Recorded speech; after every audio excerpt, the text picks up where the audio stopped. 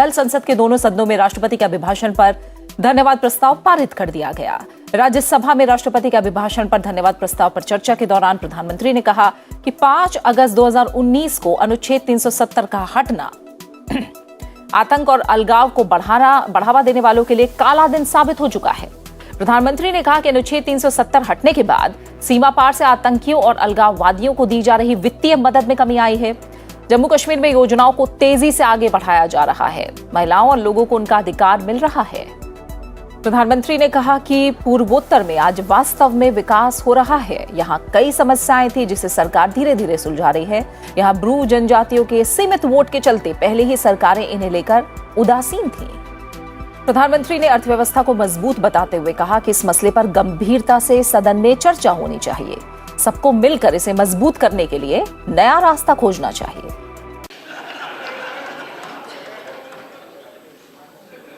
Honorable Prime Minister,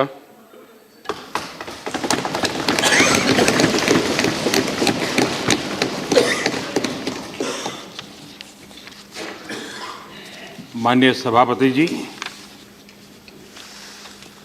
माननीय राष्ट्रपति जी की संयुक्त सदन को जो सीख मिली है, उनका जो अभिभाषण हुआ है, जो 130 करोड़ भारतीयों की आकांक्षाओं और अपेक्षाओं को रिफ्लेक्ट करता है। मैं इस सदन में माननीय राष्ट्रपति जी के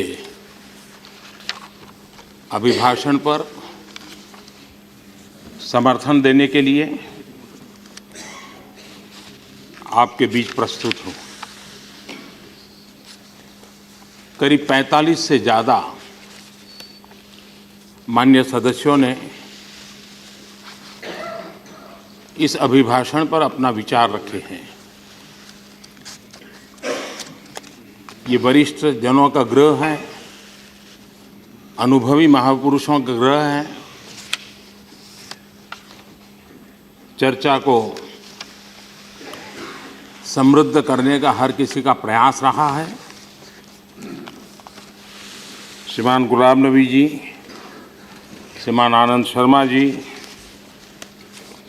भूपेंद्र यादव जी, सुधांशु त्रिवेदी जी, सुधाकर शेखर जी, रामचंद्र प्रसाद जी, रामगोपाल जी, सतीश चंद्र मिश्रा जी, संजय राउत जी, स्वप्नदास जी, प्रसन्न आचार्य जी, ए नवनीत जी, ऐसे सभी अनेक अपने माननीय सदस्यों ने अपने विचार रखे हैं। जब मैं इस सारे आपके भाषणों की जानकारियां ले रहा था, कई बातें नई नई उभर करके आई हैं। ये सदन इस बात के लिए गर्व कर सकता है कि एक प्रकार से पिछला सत्र हमारा बहुत ही प्रोडक्टिव रहा और सभी माननीय सदस्यों के सहयोग के कारण ये संभव हुआ और इसके लिए सदन के सभी माननीय सदस्य अभिनंदन के अधिकारी हैं।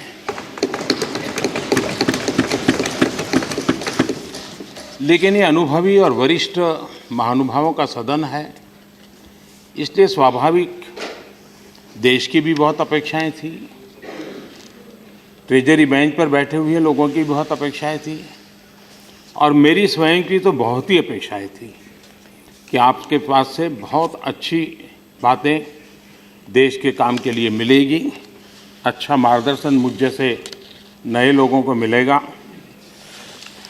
लेकिन ऐसा लगता है कि ये जो नए दशक में नए कलेवर की मेरी अपेक्षा थी, उसमें से मुझे निराशा मिली है।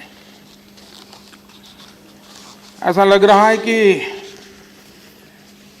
आप जहां ठहर गए हैं वहां से आगे बढ़ने का नाम नहीं लेते, वहीं रुके हुए हैं और कभी कभी तो लगता है कि पीछे चले जा रहे हैं। अच्छा होता हताशा निराशा का वातावरण बनाए बिना नया उमंग, नए विचार, नई ऊर्जा, इसके साथ आप सबसे देश को दिशा मिलती, सरकार को मार्गदर्शन मिलता। लेकिन शायद ठहराव को ही आपने अपना वर्च्यू बना दिया है और इसलिए मुझे काका हाथरसी का एक व्यंग्य काव्य याद आता है। बड़े अच्छे ढंग से उन्होंने कहा था, प्रकृति बदलती क्षण क्षण, प्रकृति बदलती क्षण क्षण देखो, बदल रहे अणु कण कण देखो, तुम निष्क्रिय से पड़े हो, तुम निष्क्रिय से पड़े हुए हो। कविराज कपिल जी बड़े गौर से सुन रहे हैं।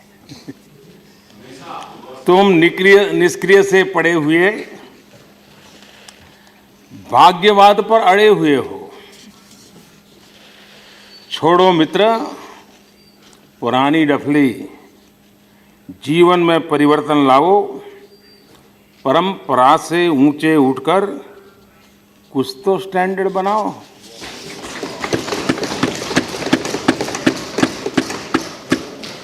माननीय सभापति जी, चर्चा का प्रारंभ करते हुए जब गुलाम नबी जी बात बता रहे थे, कुछ आक्रोश भी था, सरकार को कई बातों से कोसने का प्रयास भी था, लेकिन वो बहुत स्वाभाविक भी है। लेकिन जब उन्होंने कुछ बातें ऐसी कही जो बेमेल थी, अब जैसे उन्होंने कहा कि जम्मू कश्मीर का फैसला सदन में बिना चर्चा को हुआ, देश ने टीवी पर पूरे दिन भर चर्चा देखी है, सुनी है और सभी तरफ से अपना अपना, ये ठीक है 2 बजे तक कुछ लोग वेल में थे, लेकिन बाहर से जब खबरें आने लगी तो सब समझ गए कि भाई अब जरा वापस जाना ही अच्छा है। देश ने देखा है, व्यापक चर्चा हुई है, विस्तार से चर्चा हुई है और विस्तार से चर्चा होने के बाद निर्णय किए गए हैं और सदन ने निर्णय किया है। सम्मानीय सदस्यों ने अपने वोट देकर के निर्णय किया है। लेकिन जब ये बात हम सुनाते हैं तो ये भी याद रखें, और आजाद साहब मैं आपकी याददाश्त को जरा ताज़ा कराना चाहता हूँ। पुराने कारनामे इतना जल्दी लोग भूलते नहीं हैं। जब तेलंगाना बना तभी सदन का हाल क्या था, दरवाजे बंद कर दिए गए थे, टीवी का टेलीकास्ट बंद कर दिया गया था, चर्चा को तो कोई स्थान ही नहीं बचा था और जिस हालत में वो पारित किया गया था वो कोई भूल नहीं सकता है। और इसलिए हमें आप नसीहत, इतिहास है। और उस समय के प्रधानमंत्री आदरणीय मनमोहन सिंह जी ने लोकसभा में एक बात कही थी और मैं समझता हूं कि उसको आज हमने याद करना चाहिए। उन्होंने कहा था, democracy in India is being harm as a result of the ongoing protests over the Telangana issue. Atal ji की सरकार ने उत्तराखंड बनाया, झारखंड बनाया, छत्तीसगढ़ बनाया, पूरे सम्मान के साथ, शांति के साथ, सद्भाव के साथ, और आज ये तीनों नए राज्य अपने अपने तरीके से देश की प्रगति में अपना योगदान दे रहे हैं। जम्मू कश्मीर और लद्दाख को लेकर के जो भी फैसले लिए गए, पूरी चर्चा के साथ और लंबी चर्चा के बाद हुआ है।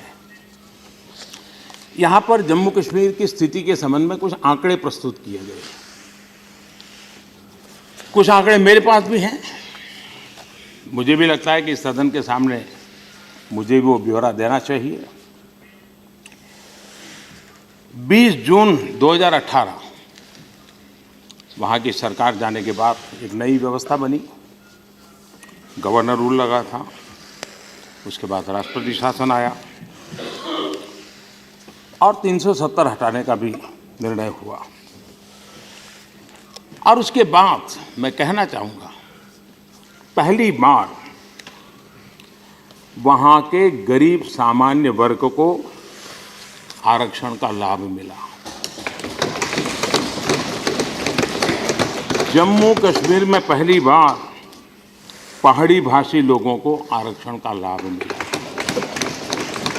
जम्मू कश्मीर में पहली बार महिलाओं को ये अधिकार मिला कि वे अगर राज्य के बाहर विवाह करती हैं तो उनकी संपत्ति छीनी नहीं जाएगी। पहली बार स्वतंत्रता के बाद वहाँ ब्लॉक डेवलपमेंट काउंसिल के इलेक्शन हुए। पहली बार जम्मू कश्मीर में रेरा का कानून लागू हुआ। पहली बार जम्मू कश्मीर में startup policy, trade and export policy, logistic policy बनी भी और लागू भी हो गई। पहली बार, और ये तो देश को आश्चर्य होगा, पहली बार जम्मू कश्मीर में एंटी करप्शन ब्यूरो की स्थापना हुई। पहली बार जम्मू कश्मीर में अलगाववादियों को सीमा पार से हो रही फंडिंग पर नियंत्रण आया। पहली बार जम्मू कश्मीर में अलगाववादियों के सत्कार समारंभ की परंपरा समाप्त हो गई। पहली बार जम्मू कश्मीर में आतंकवाद और आतंकियों के खिलाफ वहां जम्मू कश्मीर पुलिस और सुरक्षा बल मिलकर के निर्णायक कार्रवाई कर रहे हैं। पहली बार जम्मू कश्मीर के पुलिस कर्मियों को उन भत्तों को लाभ मिला है जो अन्य केंद्रीय कर्मचारियों को दशकों से मिलते रहे। पहली बार अब जम्मू कश्मीर के पुलिसकर्मी एलटीसी लेकर कन्याकुमारी, नॉर्थ ईस्ट या अंडमान निकोबार घूमने जा सकते हैं। आदरणीय सभापति जी, गवर्नर रूल के बाद 18 महीनों में वहां 4,400 से अधिक सरपंचों और 35,000 से ज्यादा पंचों के लिए शांतिपूर्ण चुनाव हुआ। 18 महीनों में जम्मू कश्मीर में 2.5 लाख शौचालयों का निर्माण हुआ। 18 महीनों में जम्मू कश्मीर में 3,30,000 घरों में बिजली कनेक्शन दिया गया। 18 महीनों में जम्मू कश्मीर में 3.5 लाख से ज्यादा लोगों को आयुष्मान भारत योजना के गोल्ड कार्ड दिए जा चुके हैं। सिर्फ 18 महीनों में जम्मू कश्मीर में वहां 1.5 लाख बुजुर्गों, महिलाओं और दिव्यांगजनों को सरकार की पेंशन स्कीम से जोड़ा गया है। आजाद साहब ने यह भी कहा कि विकास तो पहले भी होता था। हमने कभी ऐसा नहीं कहा, लेकिन विकास कैसे होता था, मैं जरूर एक उदाहरण देना चाहूंगा। पीएम आवास योजना के तहत मार्च 2018 तक सिर्फ 3,500 मकान बने थे। प्रधानमंत्री आवास योजना के तहत 3,500। 2 साल से भी कम समय में इसी योजना के तहत 24,000 से ज्यादा मकान बने। कनेक्टिविटी सुधारने, स्कूलों की स्थिति सुधारने, अस्पतालों को आधुनिक बनाने, सिंचाई की स्थिति ठीक करने, टूरिज्म बढ़ाने के लिए पीएम पैकेज समेत अन्य कई योजनाओं को तेजी से आगे बढ़ाया जा रहा है। आदरणीय वाइको जी, उनकी एक स्टाइल है, बहुत इमोशनल रहते हैं हमेशा। उन्होंने कहा कि 5 अगस्त 2019 जम्मू कश्मीर के लिए ब्लैक डे। वाइको जी, ये ब्लैक डे नहीं, ये आतंक और अलगाव को बढ़ावा देने वालों के लिए ब्लैक डे सिद्ध हो चुका है। वहां के लाखों परिवारों के लिए एक नया विश्वास, एक नई आशा की किरण आज नजर आ रही है। आदरणीय सभापति जी, यहां पर नॉर्थ ईस्ट की भी चर्चा हुई है। आजाद साहब कह रहे हैं कि नॉर्थ ईस्ट जल रहा है।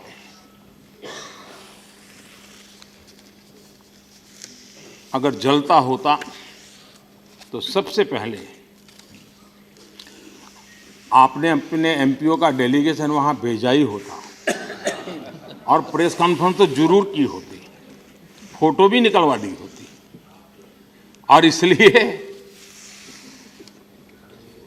मुझे लगता है कि आजाद साहब की जानकारी 2014 के पहले की है और इसलिए मैं अपडेट करना चाहूंगा कि नॉर्थ ईस्ट अभूतपूर्व शांति के साथ आज भारत की विकास यात्रा का एक अग्रिम भागीदार बना है।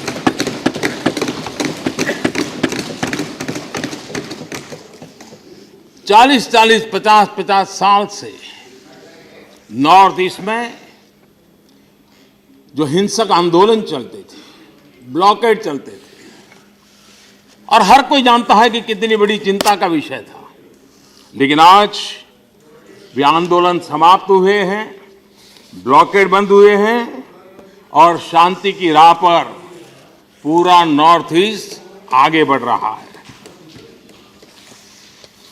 मैं एक बात का जरूर उल्लेख करना चाहूंगा,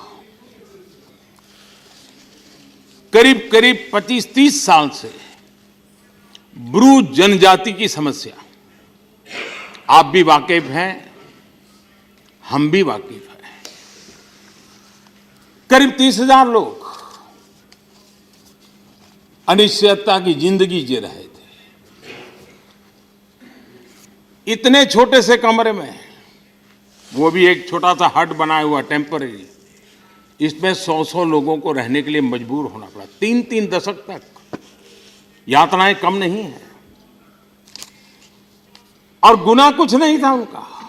और मजा देखिए, नॉर्थ ईस्ट में बहुतेक आप ही के दल की सरकारें थी और त्रिपुरा में आपके साथी दल की सरकार थी, आपके मित्र थे, प्रिय मित्र। आपने चाहा होता तो मिजोरम सरकार आपके पास थी, त्रिपुरा में आपके मित्र बैठे थे, केंद्र में आप बैठे थे। अगर आप चाहते तो ब्रू जनजाति की समस्या का सुखद समाधान ला सकते थे, लेकिन आज इतने सालों के बाद उस समस्या का समाधान और स्थायी समाधान करने में हम सफल हुए हैं।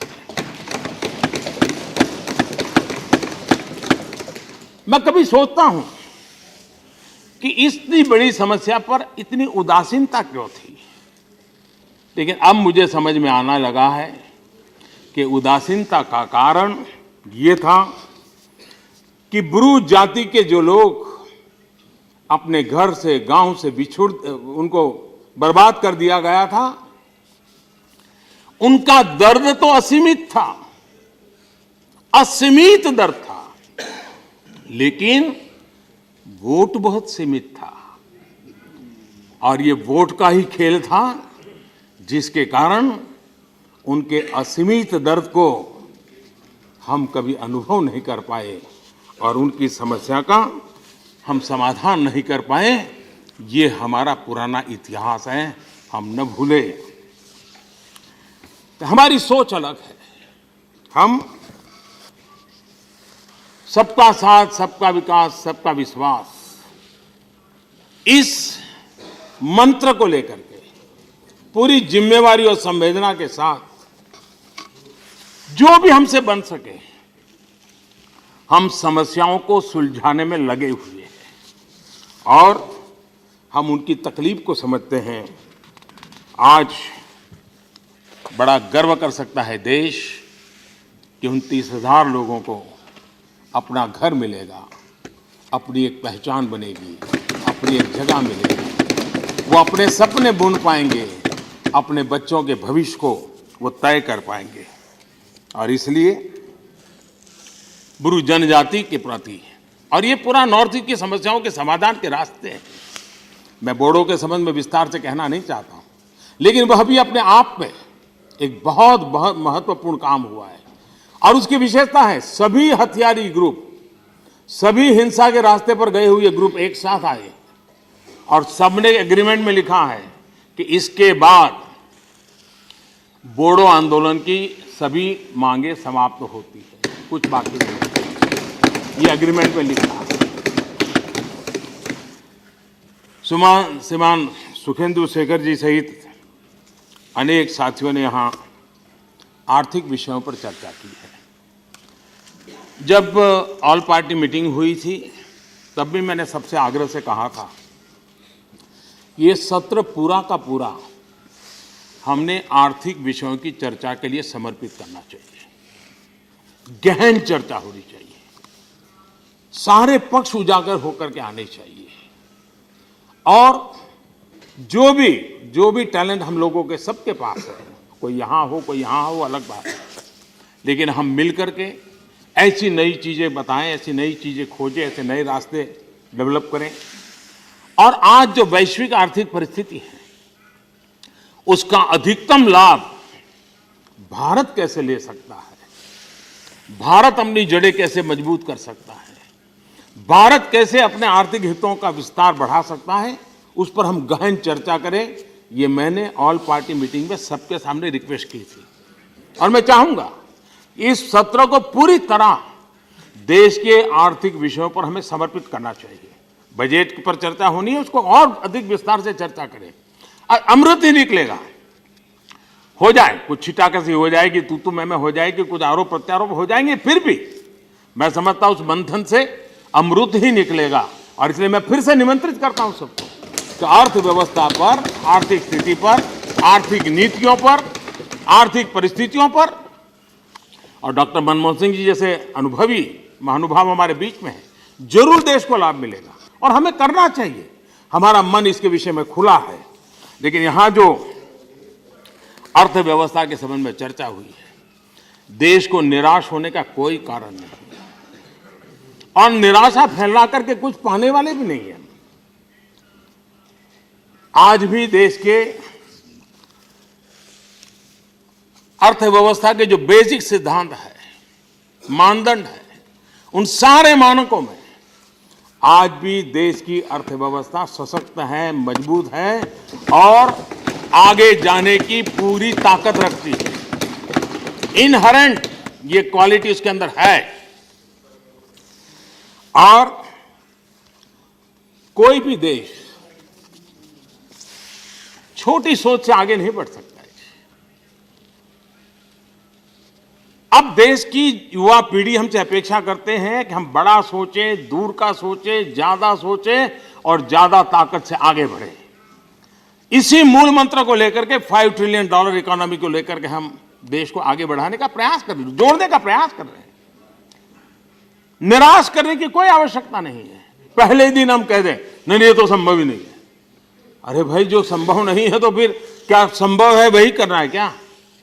हर बार हमने इतना ही करना है कि 2 कदम चलते वहीं चलना चाहिए क्या?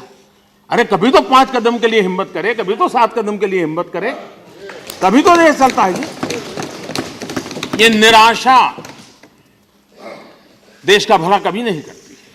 और इसलिए $5 ट्रिलियन इकोनॉमी की बात करने का सुखद परिणाम ये हुआ है कि जो विरोध करते हैं उसको भी $5 ट्रिलियन इकोनॉमी की बात करनी पड़ती है। हर किसी को आधार $5 ट्रिलियन इकोनॉमी बनाना पड़ रहा है। ये तो बहुत बड़ा बदलाव हुआ, वरना हम ऐसे ही मोहल्ले में खेलते रहते जी। अब दुनिया के सामने खेलने का एक कैनवास तो खड़ा कर दिया है, मानसिकता तो बदली हमने। और इसलिए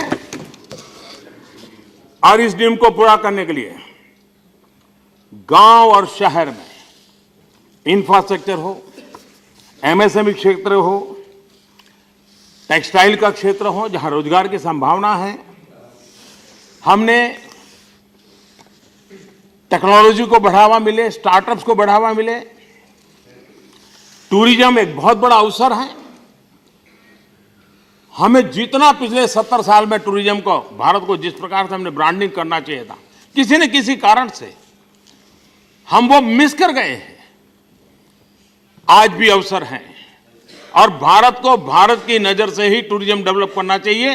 पश्चिमी नजर से भारत के टूरिज्म को हम डेवलप नहीं कर सकते।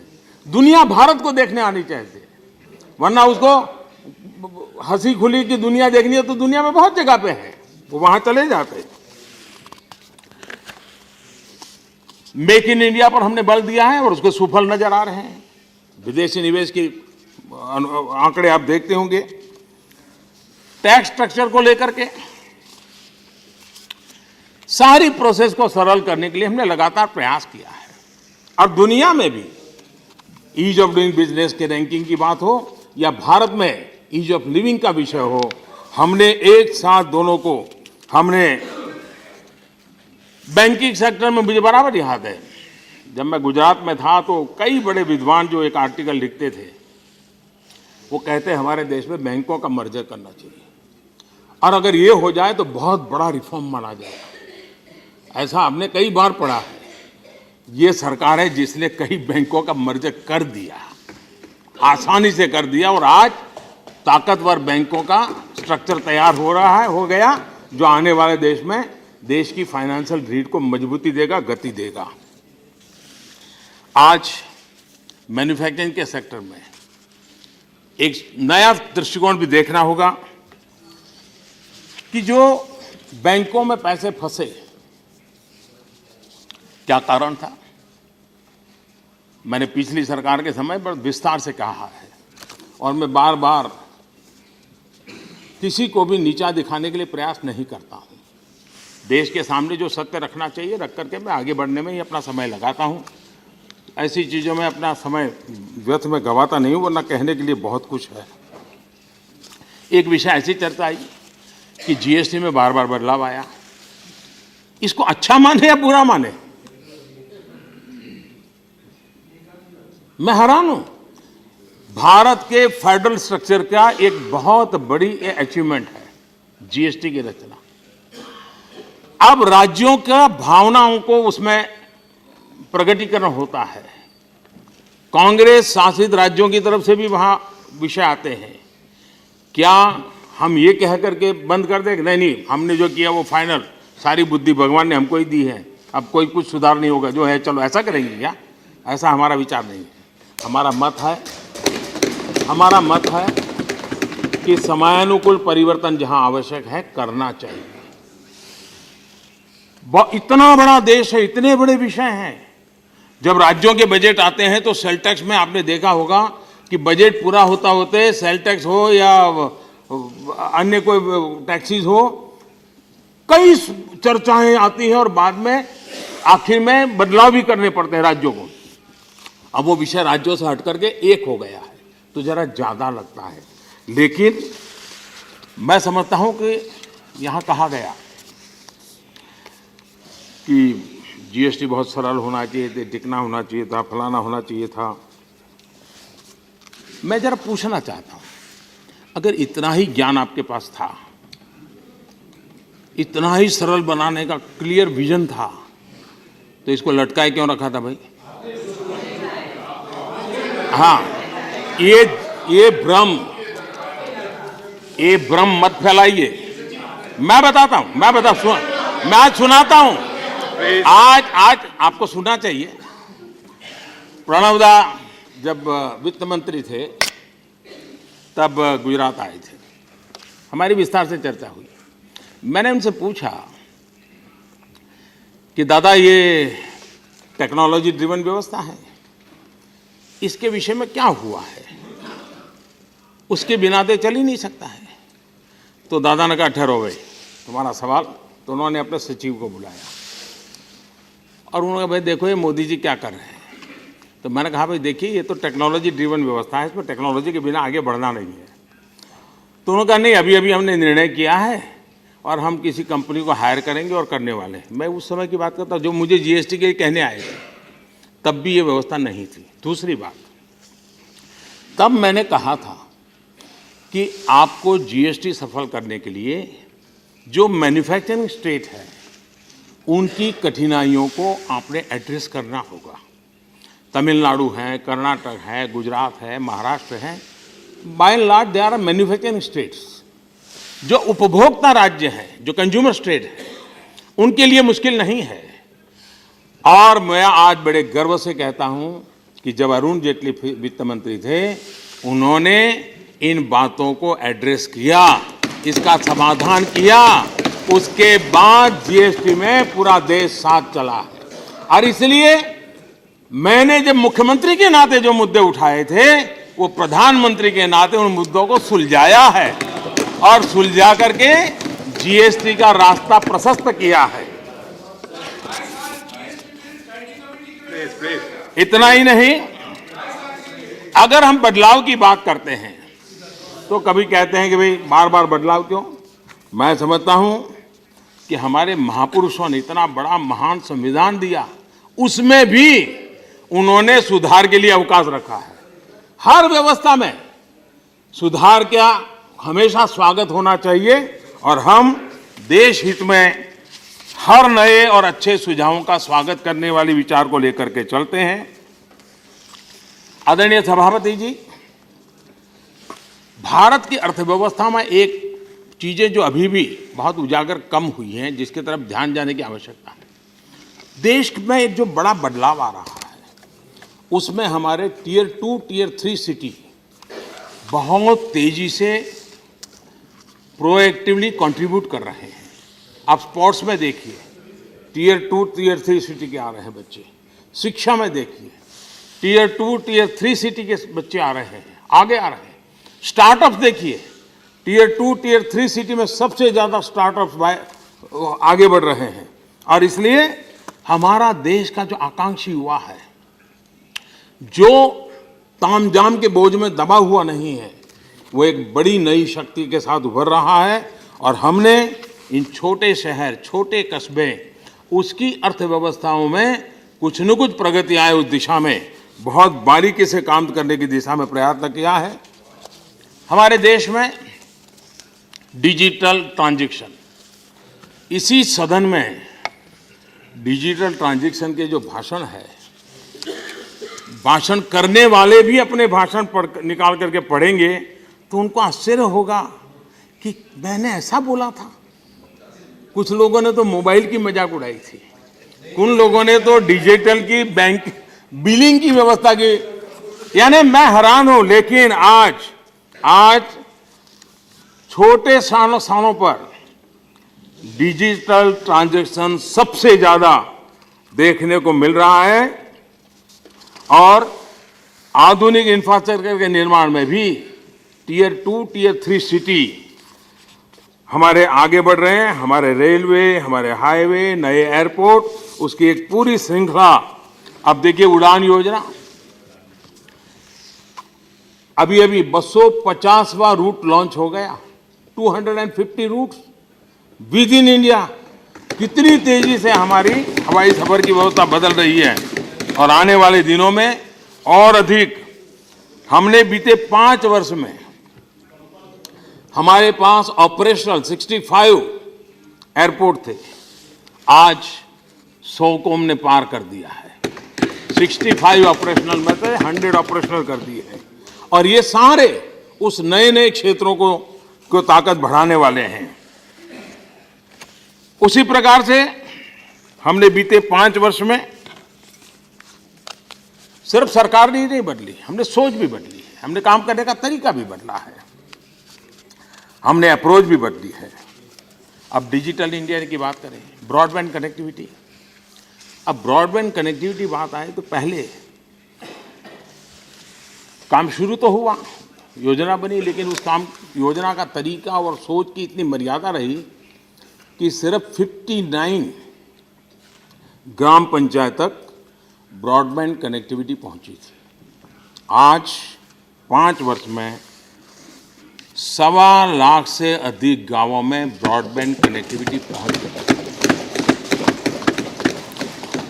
और सिर्फ ब्रॉडबैंड पहुंचना ही नहीं, पब्लिक स्कूल, गांव और दूसरे दफ्तरों तक, और सबसे बड़ी बात कॉमन सर्विस सेंटर, उसको भी चालू किया गया है। 2014 में जब हम आए तब हमारे देश में 80,000 कॉमन सर्विस सेंटर थे। आज इनकी संख्या बढ़कर 3,65,000 कॉमन सर्विस सेंटर है और गांव का नौजवान इसे चला रहा है और गांव की आवश्यकताओं की पूर्ति के लिए वो पूरी तरह टेक्नोलॉजी की सेवाएं दे रहा है। 12 लाख से अधिक ग्रामीण युवा अपने ही गांव में रह रहे हैं, शाम को माँ बाप की भी मदद करते हैं, खेत का भी कभी काम कर लेते हैं। 12 लाख युवा, ग्रामीण युवा इस रोजगार के अंदर नए जुड़ गए हैं। इस देश को गर्व होगा और होना चाहिए। हमने सरकार की आलोचना करने के लिए डिजिटल ट्रांजैक्शन वगैरह की मजाक उड़ाई, ठीक है। भीम ऐप इन दिनों विश्व का फाइनेंशियल डिजिटल ट्रांजैक्शन के लिए बहुत ही पावरफुल प्लेटफॉर्म और सिक्योर प्लेटफॉर्म के रूप में उसकी सिक्योरिटी बढ़ती चली जा रही है और दुनिया के अनेक देश इस विषय में जानकारी पाने के लिए सीधा संपर्क कर रहे हैं। ये देश के लिए गौरव की बात, ये कोई नरेंद्र मोदी ने नहीं बनाया है, हमारे देश के नौजवानों की बुद्धि प्रतिभा का परिणाम है कि आज डिजिटल ट्रांजैक्शन के लिए एक उत्तम से उत्तम प्लेटफॉर्म हमारे पास है। और इसी जनवरी महीने में, सभापति जी, इसी जनवरी महीने में भीम ऐप से मोबाइल फोन से अपना मनी ट्रांजैक्शन 2,16,000 करोड़ रुपए हुआ है 1 जनवरी में। यानी हमारा देश कैसे बदलाव को स्वीकार कर रहा है। रुपे कार्ड की शुरुआत आप लोगों को पता है, करीब बहुत कम संख्या में, हजारों की तादाद में कुछ रुपे कार्ड थे और कहते हैं कि शायद ये डेबिट कार्ड वगैरह की दुनिया में 0.6% हमारा कंट्रीब्यूशन था। आज करीब 50% पहुंचा है और आज रुपे डेबिट कार्ड इंटरनेशनली भी दुनिया के अनेक देशों में उसकी स्वीकृति बढ़ती चली जा रही है। तो भारत का रुपे कार्ड वो अपनी एक जगह बना रहा है और जो हम सबके लिए गर्व का विषय है। सब्सक्राइब कीजिए न्यूज़ इन इंडिया को और बेल आइकन को दबाइए न्यूज़ से जुड़े लेटेस्ट वीडियोज सबसे पहले देखने के लिए।